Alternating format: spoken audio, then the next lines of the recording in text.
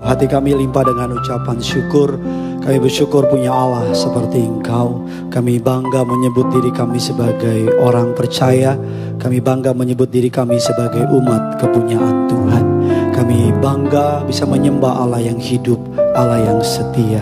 Kami percaya dengan iman kami nyatakan sampai detik ini Engkaulah yang kami andalkan, Engkaulah yang kami harapkan. Terima kasih atas pemakaian-Mu, atas tim pujian penyembahan. Pakai juga hamba-Mu pada siang hari ini untuk menyampaikan kebenaran firman Allah. Bukan dengan hikmat manusia, tapi dengan hikmat dari kerajaan surga. Urapi lidah bibir perkataannya penuh kuasa, penuh kemuliaan. Setiap kata kalimat yang keluar, nama Tuhan yang dipermuliakan. Allah Roh Kudus, Engkau disambut di tengah-tengah kami. Di dalam nama Tuhan kami Yesus Kristus, setiap kita Glotamin Residen sesi 11.30 yang siap diberkati kebenaran firman Tuhan, sama-sama dengan bangga, dengan lantang kita boleh katakan amin. Kita berikan kemuliaan, tepuk tangan yang dahsyat bagi Tuhan kita. Silakan duduk kembali saudara.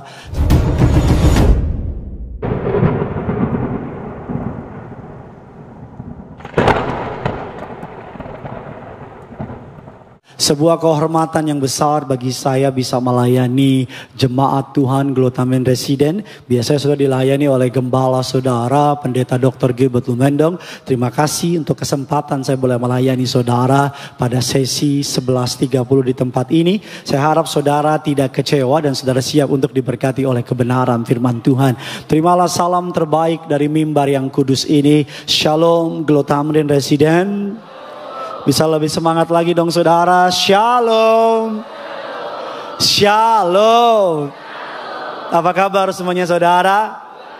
Tuhan Yesus itu baik, amin. Banyak berkat, banyak mukjizat, banyak uang saudara. Coba yang bangga punya Tuhan Yesus boleh lambaikan tangan saudara.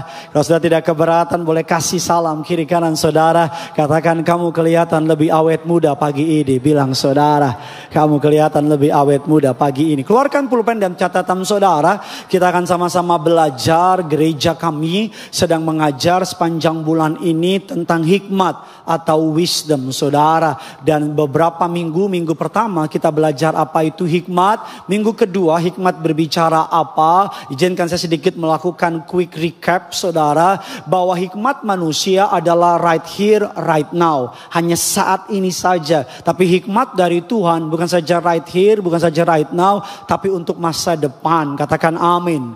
Manusia cuma pikir apa yang baik hari ini, tetapi Tuhan memikirkan sampai kesudahannya. Perikop yang kita baca, ada dua orang bangun yang namanya rumah. Yang satu dibangun di atas batu, yang satu dibangun di atas pasir. Yang di atas pasir kelihatannya lebih pintar, lebih cepat, lebih mudah, lebih murah. Yang di atas batu kelihatannya lebih lama, lebih mahal, lebih bodoh, lebih ribet. Tetapi Alkitab katakan datanglah hujan, turunlah hujan, datanglah banjir, angin melanda rumah itu. Ketika masa suka terjadi baru kelihatan siapa yang berhikmat, siapa yang tidak berhikmat. Dan minggu ketiga seberi judul khotbah hikmat hari ini adalah When Wisdom Speak.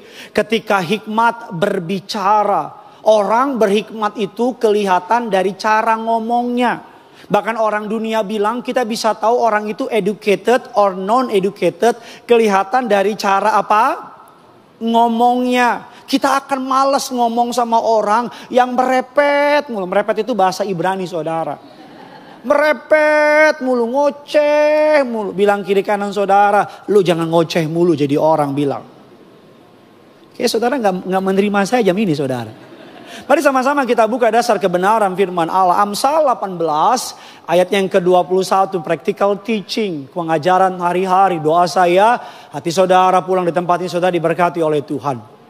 Amsal 18:21. Yuk kita baca sama-sama. 3, 2, 1. Ya, hidup dan mati dikuasai lidah. Siapa suka apa? Menggemakannya akan memakan apa? Sekali lagi saudara baca pelan-pelan biar saudara bisa meresapi ayat ini. Hidup dan mati dikuasai apa? Lidah. Siapa suka akan memakan apa? Alkitab nggak bilang yang menguasai hidup dan mati harta. No. Alkitab nggak bilang kepandaian yang menguasai hidup dan mati, no. Alkitab nggak bilang koneksi yang menguasai hidup dan mati, no. Tapi Alkitab saya bilang bahwa hidup dan mati dikuasai oleh apa? Oleh lidah.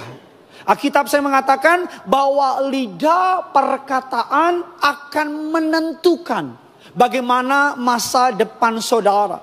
Apa yang kita ucapkan akan menentukan bagaimana jalan hidup kita. Saudara perlu membedakan dulu bahwa pengajaran kuasa perkataan yang Alkitab ajarkan dengan yang dunia ajarkan sangat berbeda. Jangan anggap yang dunia ajarkan kuasa perkataan, saya bisa, saya mampu, saya berhasil, saya kaya, saya sukses.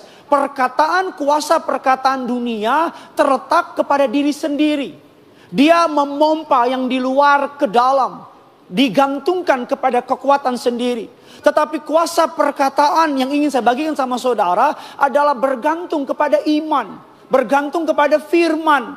Karena firman Allah, kita percaya dalam firman Allah ada kuasa. Jadi kita tidak sekedar memperkatakan. Yang kita perkatakan itu ada, kalau bahasa kerennya, ada legal standingnya. Ada dasar hukumnya. Kalau yang orang dunia katakan saya bisa, saya sukses, saya mampu, itu nggak punya legal standing. Dan pusatnya bukan Kristus, tapi diri saya sendiri. Jadi supaya saudara nggak salah paham dulu nih. Supaya saudara nggak nganggap ini mirip dengan yang namanya perkataan afirmasi, perkataan positif. Sekarang kan ada orang gitu kan, sebutkan dirimu, aku baik-baik saja, aku sehat. No. Mereka tidak punya legal standing. Tapi kita orang percaya kita punya apa Bapak Ibu? Legal standing, dasar yang kuat. Kata perkataan paling banyak ditulis kata hikmat dalam kitab Amsal. Dan dalam kitab Amsal kata mulut Bapak Ibu, kata maut Bapak Ibu tertulis 50 kali. Kata tongue atau lidah tertulis 19 kali. Kata words, berkata-kata, kalau orang Bekasi bilang aku nggak bisa berword-word. Aku nggak bisa berkata-kata. Kalau orang Bekasi bilang don't be difficult person. Jangan kayak orang susah. Nggak lucu. Kalau orang bilang demikian, kamu apa kabar? I'm not your father. Aku nggak apa-apa. Kalau orang tanya why not? Kenapa kacang? Oke, kita lanjutkan. Ada beberapa yang nggak ketawa tapi nyatet dia. Bapak Ibu, kata word ada 5 kali. Kenapa banyak sekali dalam kitab Amsal? Karena seakan-akan Tuhan sedang menyoroti betapa seriusnya ia memperhatikan apa yang keluar dari mulut kita. Tuhan sedang memberikan informasi kepada saudara dan saya bahwa betapa serius Tuhan memperhatikan apa yang keluar dari mulut kita. Betapa Tuhan ingin saudara dan saya memperhatikan your vocabulary. Memperhatikan apa yang menjadi pembicaraanmu hari-hari ini. Memperhatikan apa yang kamu ucapkan. Bapak dan Ibu jemaat yang dikasihi Tuhan. Perkataan bisa membuat orang semangat. Tapi perkataan bisa membuat orang patah arah. Perkataan bisa menghidupkan, tapi bisa mematikan. Perkataan bisa menghancurkan anakmu, tapi perkataan juga bisa mengangkat anakmu. Perkataan bisa membunuh semangat istrimu, tapi perkataan juga bisa membangkitkan semangat istrimu. Perkataan bisa mengubah masa depanmu, tapi juga perkataan bisa menghancurkan masa depanmu. Jangan marah kalau kamu maki anakmu, mohon maaf, bodoh kamu, tolol kamu, nggak ada otak kamu. Nanti ketika anakmu bodoh, tolong kau bilang, Tuhan kenapa anakku bodoh? Dan Tuhan bilang, kan kamu yang minta. Tiap hari kamu ngomong sama anakmu bodoh, tolol, gak ada otak. Ketika anakmu bodoh, tolol, kan itu doamu tiap hari. Jangan kaget nanti kalau kamu bilang, aduh kalau gini gue miskin nih. Kalau gini gue miskin nih. Kalau gini gue miskin nih. Dan Alkitab kata, jadilah sesuai dengan imanmu. Miskinlah engkau. Ini diam semua kenapa? Kena ya? Karena Alkitab bilang apa yang kau ikat di bumi terikat. Apa yang kau lepaskan di bumi terlepas. Maaf ya, jangan marah sama saya. Ini mulut nih, kecil. Tapi kalau lagi ngamuk, satu ragunan gak muat di sini. Lidah nih kayak kekang, kecil. Ada orang di gereja nyanyi lagu rohani. Sampai detik ini. Baru keluar gereja, langsung dia maki anaknya. Hei, ini untuk saudara. Hei, ada otak loh. Jangan kaget Bapak Ibu.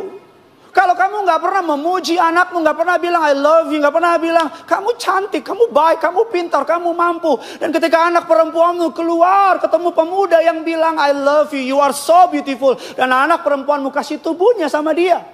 Dan kamu bilang, nak, kenapa begitu? Karena dia di rumah gak pernah diapresiasi. Ini gak marah-marah, ini soft spoken. Amin. Mari kita lihat kebenaran firman Allah. Bapak Ibu, mari kita baca dalam Amsal 15 ayat 2 dan keempat. Saya kadang-kadang mohon maaf Bapak Ibu, lihat orang tua maki anaknya pakai binatang. Saya kadang-kadang sampai mikir dalam hati saya. Aduh, gimana perasaan anaknya ya. Kamu pikir mungkin dia lupa, tapi survei membuktikan dia gak pernah lupa. Kamu pikir mungkin perkataan gak bisa ditarik. Perkataan bukan kayak tali lasso.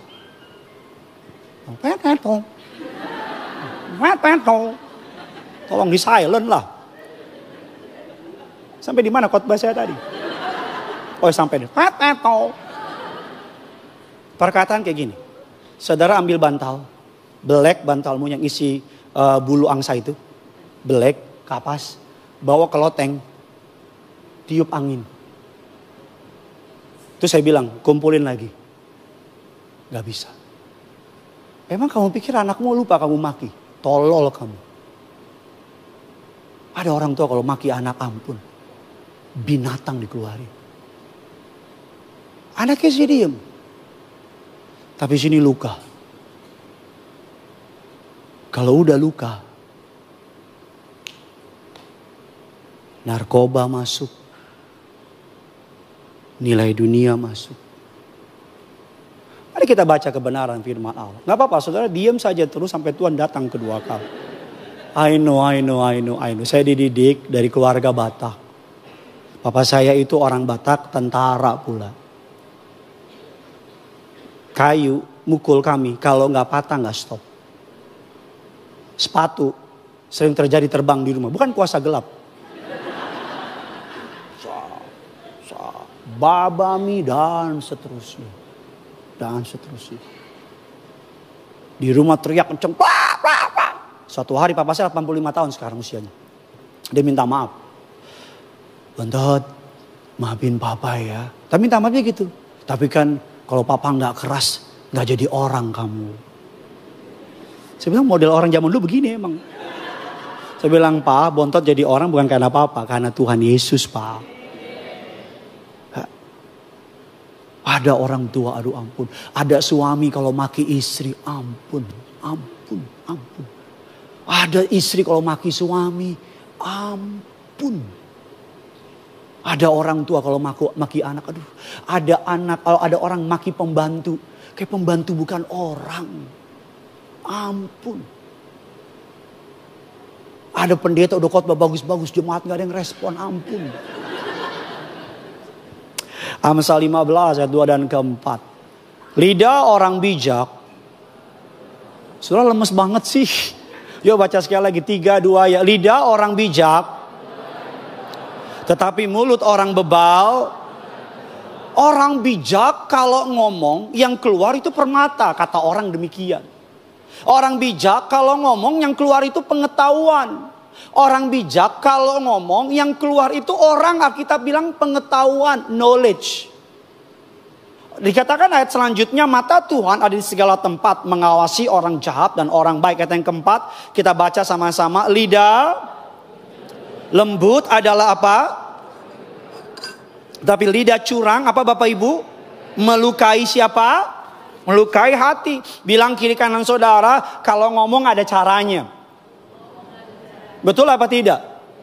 Ngomong beda nada, beda arti gak? Apa kabar kau? Sama apa kabar? Saya tahu Pak, saya orang Batak, saya orangnya keras. Ngomong bisa kok pakai nada. Ngomong bisa kok pelan-pelan. Ngomong bisa kok, jangan karena kamu emosi di kantor, kamu tumpahin ke anak kamu. Jangan karena kamu punya masalah berat, kamu tumpahin ke kehidupan orang lain. Ada orang kalau, adik, abang suka sama kau. Ada pertanyaan. Cewek juga kalau ditembak, adik, abang suka sama kau. Ini bang, ada cepet bang. Adik, abang suka sama kau. Gope bang. Nada juga menentukan. Alkitab katakan demikian Bapak Ibu. Lidah lembut adalah pohon kehidupan. Perkataan kita menjadi kehidupan buat orang. Perkataan kita, apa yang keluar dari mulut kita, bukti bahwa kita mengenal Tuhan. Dapat dilihat dari bagaimana kita mempergunakan mulut dan perkataan kita. Saya ulang sekali lagi, bukti bahwa kita mengenal Tuhan. Jangan kasih tunjuk sama saya kegiatan agamamu. Jangan kasih sama saya kegiatan pelayananmu. Kalau setiap hari kamu kerjanya memaki orang, ngomong kotor. Ada orang Kristen pelayanan, kalau kaget, dor, yang keluar jorok. Padahal Alkitab katakan yang keluar dari mulut melimpah dari hati. Kalau anak Tuhan dikagetin yang keluar dari firman, dor, pada mulanya adalah firman. Firman bersama dengan Allah. Dari Kejadian sampai Wahyu keluar. Halo? Alkitab katakan, saya nggak percaya Pak Pendeta, mama saya orangnya baik. Cuman mulutnya jahat. Waktu dibaptis mulutnya ketinggalan. Jadi baptisnya begini. No. Saya pendeta yang percaya, orang kalau hatinya baik, mulutnya pasti baik. Amin. Saya ulang lagi, saya pendeta yang percaya, orang kalau hatinya baik, mulutnya pasti. Ada orang mulutnya manis, tapi kalau lama-lama kita ikutin, habis. Kenapa? Karena nggak punya. Karena yang keluar dari sini, kata kita perbendaharaan dari hati. Yang pertama, mari kita belajar lebih cepat saja. Bagaimana kita mempergunakan orang bijak, orang berhikmat. Bagaimana mempergunakan perkataannya. Alkitab mengatakan bahwa orang yang berhikmat, perkataannya dipakai untuk memulihkan dan memberkati. Orang bijak memperkatakan kalimat kata untuk memulihkan dan memberkati. Alkitab katakan Amsal 16 ayat yang ke-23 dan 24. Mari kita baca dua ayat ini. Hati orang menjadikan mulutnya apa? Menjadikan bibirnya apa? Lebih dapat meyakinkan. Ayat yang ke-24. Perkataan yang menyenangkan adalah manis bagi hati dan obat bagi, terjemahan Inggrisnya bilang gini, the mind of the wise instruct his mouth.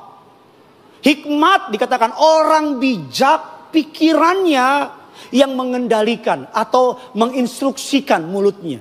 Bukan kebalik, bukan ngomong dulu baru mikir. Tapi Alkitab katakan orang bijak, pikirannya menginstruksikan apa? Perkataannya. Alkitab katakan bahwa perkataan yang menyenangkan adalah seperti sarang madu. Manis bagi hati. Dan obat bagi tulang-tulang. Ini bukan khusus orang Batak karena tulang. Gak lucu. Tapi yang mau saya bilang sama saudara. Berapa banyak rumah tangga hancur. Karena suami kalau ngomong mohon maaf. Berapa banyak rumah tangga hancur karena istri kalau ngomong merepet mulu, ngoceh mulu. Suami dari kerja, rumahnya di Tambun, kerjanya di Bogor. Udah di kantor dimaki-maki bos, di jalan diserempet sama Gojek atau Grab biar aman. Dua-dua saya sebutin. Sampai di jalan hujan, sampai di rumah motor baru berhenti, istri keluar langsung, "Papa." Itu suami, kalau saya jadi suami saya ambil motor, saya balik lagi ke Bogor. Saya bilang udah gila ini perempuan. Iya. Berapa banyak dari kita, Bapak Ibu kalau ngomong sama klien manisnya minta ampun. Kalau ngomong sama bos sopannya minta ampun. Kalau ngomong sama orang aja, apa kabar? Oh iya. Tapi ngomong sama istri, gendut cepetan. Betul apa betul? Suatu hari saya ngelayanin jemaat di konseling, di telepon. Saya jawab, oh iya bu, oh gitu, oh iya. Saya tuh telepon, istri saya nengok, lihat sama saya. Ngomong gini, kalau sama jemaat aja, manis banget. Sama aku, iya oke. Kebalik bos, sama istri manis. Sama orang lain, ya sopan. Bukan malah sama orang lain manis, sama istri pahit. Nanti kopimu dikasih sianida loh. Ya. Perkataan yang menyenangkan kata Alkitab. Seperti sarang madu. Apa susahnya sih bilang makasih? Apa susahnya sih bilang istrimu udah masak capek-capek. Bilang makasih ya ma. Aduh masakan mama chef bintang 5. Lebih enak chef bintang 5 tapi mama terbaik. Itu dia masak besok, nyanyi nih masak, singing, glory. Sampai dilempar itu panci sama dia. Iya. Bu, kapan terakhir bu kamu WA suamimu di kantor bukan minta duit. Cuman WA ngomong gini, Pah, aku lagi mau makan teringat papa. Pah, semangat kerja ya. Mama di rumah doain papa. Masalah doa gak doa kan dia gak tahu. Tapi suamimu lihat baca WA-mu. Kalau WA kan biasa, Pak, otak apa sih? Duit nih. Tapi kalau dibilang, Pak, aku doain papa.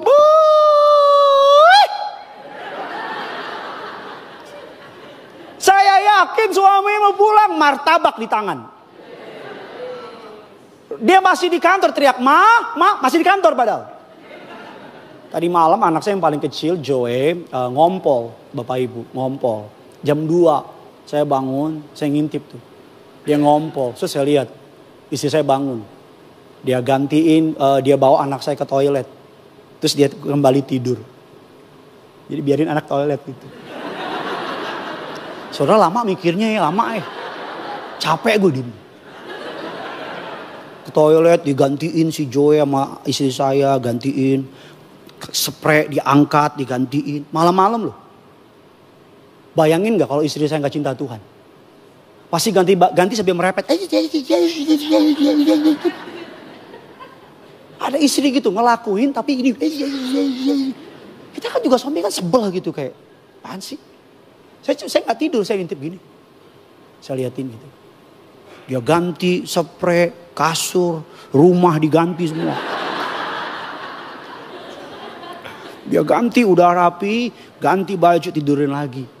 Terus dia bilang gini, Joe tidur ya, besok mama khotbah. Terus Joe, apa mama? Ayo ngajak main. Joe tidur dong, besok mama khotbah. Saya kan gitu, sosok intip. Saya nggak mau kelihatan bangun. Nanti saya yang jagain soalnya. Jadi saya selalu gitu, udah bangun pagi, selesai. Dia lagi dandan tuh. Dia selalu bangun lebih pagi dari dulu. Saya tidur lebih lama, dia bangun lebih pagi. Saya ibadah jam pertama kali di tempat kami 7.30. Jam 5 udah bangun. Dia jam 4 udah bangun. Dandan apa segala macam. Saya udah sengaja memang. Saya datang. Saya tanya di meja riasnya. Tadi malam Joy bangun ya? Iya sayang. Dia ngompol gini-gini. Saya pijit. Gitu. Loh iya dong, rumah tangga kan gitu. Saya pijit. Saya bilang syukurin gitu. Ya enggak lah. Saya bilang sayang, izinkan saya yang menikah baru 8 tahun ini. Izinkan saya. Saya bukan ngajarin saudara. Please. Paulus tidak menikah. Tapi dia mengajar soal pernikahan. Jangan karena yang di depan nikahnya lebih pendek dari kamu gak mau dengerin. Karena emas tetap emas. Siapapun yang menyampaikan. Rendah hatilah dengar firman. Walaupun kau bilang gini, tahu apa sih bontot itu? Tahu apa sih junta itu? Baru 8 tahun. Aku udah 50 tahun. Coba dia 5 tahun gila juga kayak aku dia. Mumpung saya belum gila. Saya pijit, saya bilang sayang, makasih ya. Aku tadi malam lihat kamu bangun. Aku salah sebut lagi sama dia. Sayang makasih ya udah urusin Joe. Saya cium. I love you. Terus dia bilang gini, nanti malam kamu yang gantian ya. Iya, walaupun saya enggak. Tetap saya tidur.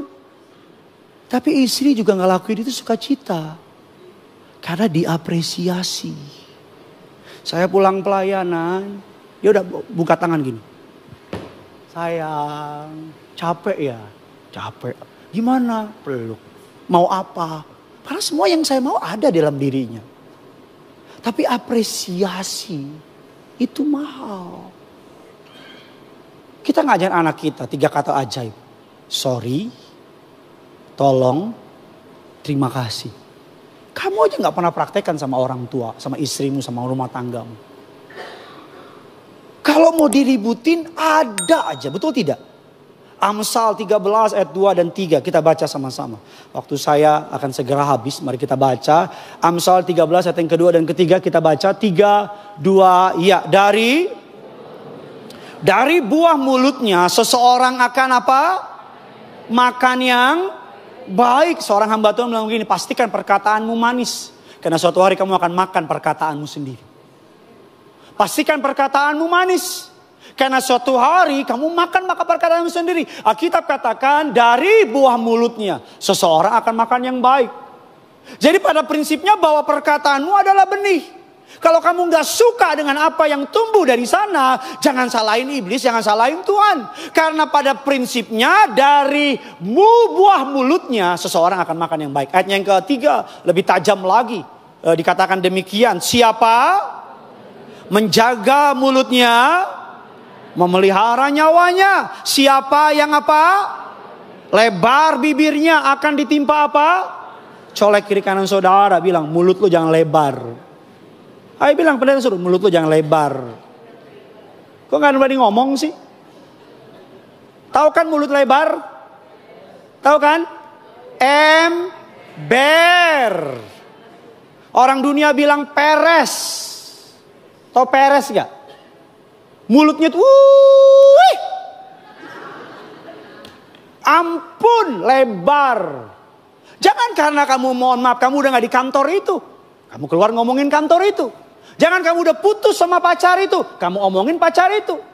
Jangan karena kamu udah gak lagi sama dia, kamu omongin dia. Kalau kamu udah tutup pintu, udah selesai udah, gak usah ngomong lagi, gak usah panjang lebar kemana-mana. Kamu udah keluar dari kantor A, kamu masuk kantor B. Jangan kamu bawa berita ke kantor B supaya kamu diterima di kantor B. Itu namanya apa? Bukan anak Tuhan, gak gentleman kamu jadi orang. Kamu putus sama si A, udah putus. Jangan masih panjang lebar. Kamu bilang dia gak move on, lu yang gak move on. Betul apa tidak? Alkitab bilang demikian. Bahwa siapa yang lebar bibirnya akan ditimpa kebinasaan. Saya selalu bilang sama saudara, what goes around, comes around. Apa yang kamu tabur, akan kamu tuai. As simple as that. Kekristenan tidak percaya karma. Tapi dalam kekristenan ada tabur tuai. Apa bedanya karma sama tabur tuai? Waktu saya gak sempat untuk bahas itu. Tapi setidak-tidaknya dari ayat yang baru kita baca. Sebelum saudara berbicara, perhatikan apakah perkataan saya dari surga atau dari neraka. Bisa ngerti maksud saya?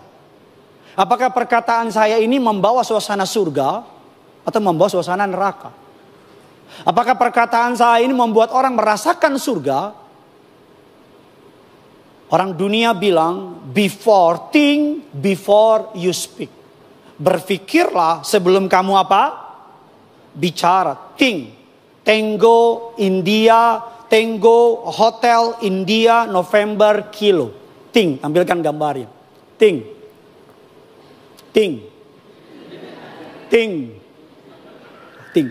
Think before you speak.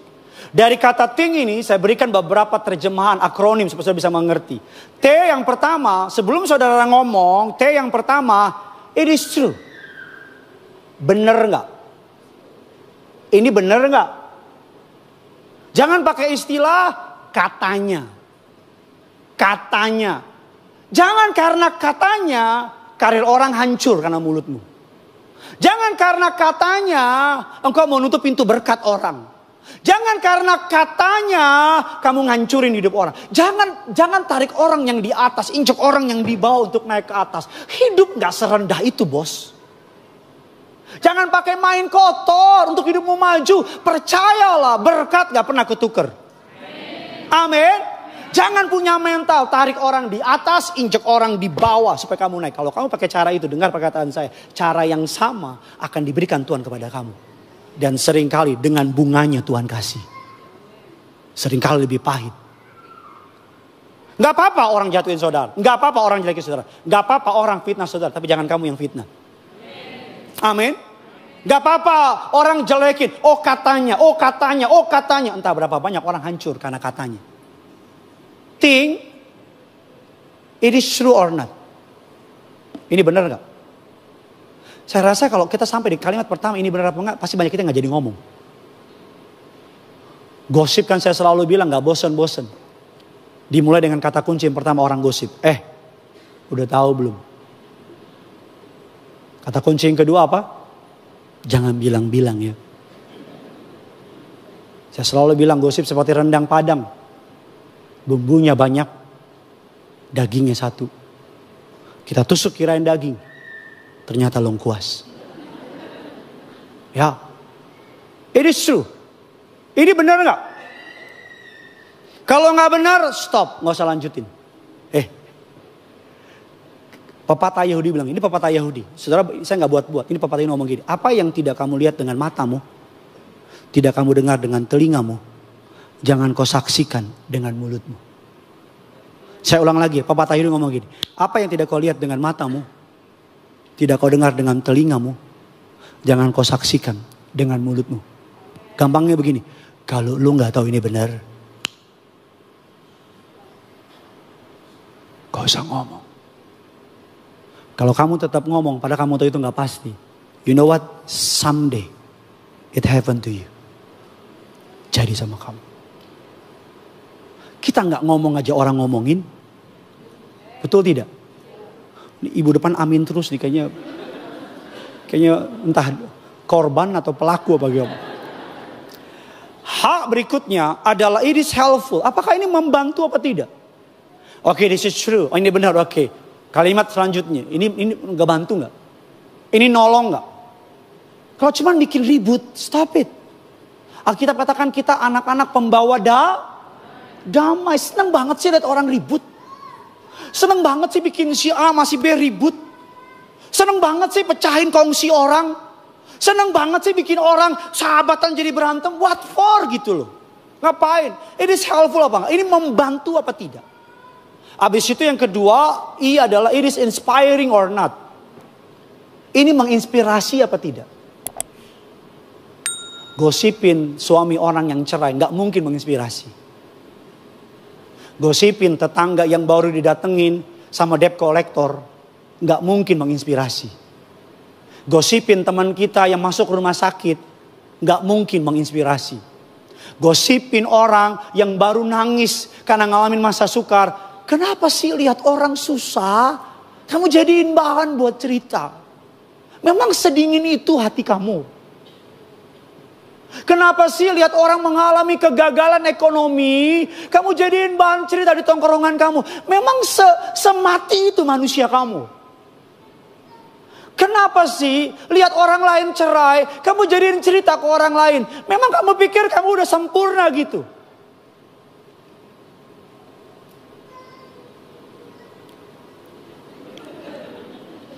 Ini lebih mirip kamar mayat, sepi banget di sini. Ya. Kenapa sih lihat orang lain ribut sama suaminya, kamu jadi bahan cerita? Lu tahu nggak? Si Ratna. Kita WA lagi di grup. Jeng. Gue punya kabar gila deh, gongs pokoknya gongs. Apa beb? Pokoknya nasihat deh. Nanti ya. Kita ketemu di kafe ya. Jam 1. Apa sih beb? Kisi-kisi dong. Udah pokoknya gongs deh. Terus kita datang. Dia datang. Ini orang. Gimana? Kenapa si Ratna? Kan gue udah duga kan. Tahu dari mana saya? Kok saya ahli banget begitu? Suatu hari saya lagi makan di kafe. Saya lagi ngopi, nyiapin khotbah. Samping saya ibu-ibu. Sedihnya anak Tuhan. Tahu dari mana? Salib segede gereja di bawah. Tahu dong ibu-ibu, yang satu grup satu warna. Topi, shawl, baju, celana, tas sewarna. Satu grup, saya lagi makan. Saya udah biasa ibu-ibu, saya liatin. Datang temennya. Sebelum datang, ini, saya nggak pengen nguping. Cuman Tuhan kasih saya karunia pendengaran. Saya dengerin sambil ngetik, saya Oke. Saya cuma setengah jam, saya tahu temennya, sahabatnya, suaminya selingkuh. Saya tahu sama sahabatnya juga. Saya tahu selingkuhnya udah 1,5 tahun. Saya tahu anaknya 3. Saya tahu temannya udah kasih tahu, istrinya nggak mau terima. Kamu nggak takut ya suatu hari aib kamu bakal digituin orang? Kecuali kamu sempurna, omongin orang lah. Tapi kalau kamu tahu kamu punya banyak bahan, kita ini orang berdosa yang ditolong Tuhan. Kalau Tuhan buka semua, kita akan saling ngomongin satu dengan yang lain. Lu ngaco, lu juga ngaco. Kalau kartu kita Tuhan bukain, kita tutup gereja, kita pulang bareng-bareng. Ya udah. Sesama orang berdosa dilarang saling mendahului. Ya, temennya datang, yang bikin saya sedih. Orang datang. Mereka acting semua. Saya kalau usil, saya mau bilang ini temen lu munafik semua. Tapi saya kan gak mungkin, nanti saya diusir. Udah, saya tutup. Saya jalan. Sambil saya pesan kopi, saya liatin temannya. Temen tuh gak perlu banyak. Kamu gak pernah dengar omongan apa di belakang kamu. Kalau di meja makan dia ngomongin orang lain, kemungkinan besar saat kamu gak ada di meja makan, kamu yang diomongin. Apa kek, respon kek, tepuk tangan kek, apa kek. And it is necessary or not. Ini perlu gak? Saya boleh undang pemain bulu tangkis, pemain keyboard. It is necessary or not? Perlu gak? Iya, suaminya selingkuh. Tuhan suruh kamu ngomong gak? Iya, betul. Ada gosip, perlu gak diomongin? Gak semua kebenaran perlu diceritakan. Betul apa tidak? Gak semua fakta perlu diumbar. Betul apa tidak? Gak perlu diomongin. Alkitab bilangin, dalam banyak bicara terdapat banyak kesalahan. Dalam sedikit berbicara, Alkitab bilangin, orang bodoh kalau diem kelihatan pintar. Waktu saya ambil S2 teologi, Bapak Ibu, mata kuliah Yunani lanjutan. Saya duduk di depan. Karena saya banyak gak ikut kelas, saya gak ngerti. Tapi sepanjang kelas saya begini. Teman saya tanya, lo ngerti? Betul gak? Orang bodoh aja kalau diem. Kalau diem, kelihatan apa? Kamu tuh hati-hati sama orang yang kalau ketemu kita di tongkrongan, dia cuma diem. Senyum. Oh iya, oke. Dia lagi scanning kamu loh. Dia lagi baca kamu loh. Makin banyak kamu ngomong, informasi masuk. Kedalamannya kamu gak bisa baca. Ngomong terus yang begini. Oke, gitu. Terus dia pura-pura harmless gitu, pura-pura bodoh. Masa sih? Oke. Dia pergi, udah selesai. Bagi dia gak ada isi. Tapi ketemu orang yang baru dari jauh udah. Kenapa sih ibu-ibu kalau ketemu harus Kenapa sih? Saya malah ibu-ibu kenapa sih kalau ke toilet perlu ditemenin, kenapa sih? Mau ke toilet, itu semua rame-rame ke toilet. Saya suka liatin 2-3 orang berkumpul demi nama Yesus hadir. Tidak 2-3 orang ke toilet, Yesus hadir. Dan kenapa sih kalau ketemu harus gitu? Gitu. Kita cowok gak bisa, kalau cowok ketemu cowok gitu, Gua gampar, ngapain lu?